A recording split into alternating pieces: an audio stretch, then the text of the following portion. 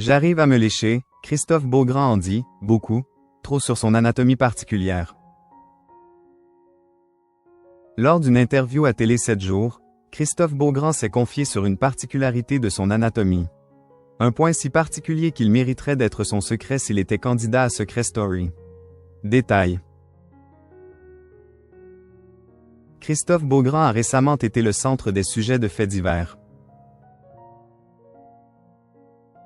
Cela après la violente agression dont lui et son mari Ghislain Beaugrand-Gérin ont été victimes à leur domicile de Sèvres, dans les Hauts-de-Seine. Une attaque en pleine nuit qui n'avait pas empêché le chef d'orchestre de Secret Story d'être sur le plateau de la matinale de TF1, le vendredi 6 juin dernier. Forçant le respect, je suis venu pour bosser, avait annoncé ce grand travailleur qui a révélé un aspect très particulier de son anatomie. Lors d'une interview à nos confrères de Télé 7 jours, le journaliste de 48 ans s'est exprimé sur son émission Secret Story. Il a notamment avoué ne pas participer au casting des candidats. Leur identité n'est connue que de très peu de personnes. Je les découvre quelques jours avant le lancement, a-t-il confié. Christophe Beaugrand, son secret s'il était candidat. Le chef d'orchestre peut-il être lui-même candidat de Secret Story? Pourquoi pas? D'ailleurs, à nos confrères, Christophe Beaugrand a confié quel pourrait être son secret si jamais ce scénario survenait. Comme je suis assez bavard, j'en ai assez peu, a-t-il répondu avec humilité avant de confier un trait particulier de sa langue.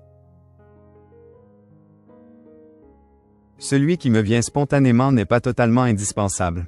J'ai la langue très longue, alors j'arrive à me lécher le bout du nez avec, a-t-il détaillé en rigolant.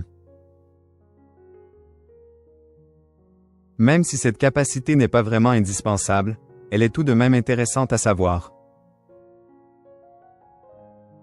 Christophe Beaugrand. Il vise BFM TV. Après cette tentative de homejacking violent, Christophe Beaugrand a eu des mots durs à l'égard des journalistes de BFM TV et de CNews.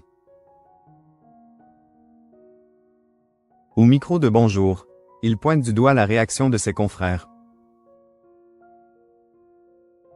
Ce qui m'a surpris, c'est qu'en tant que journaliste et présentateur, je ne m'attendais pas à me retrouver à la une de BFM TV et CNews toute la journée, d'avoir une caméra de BFM TV en bas de chez moi à interroger mes voisins et à filmer le devant de ma porte, a-t-il confié.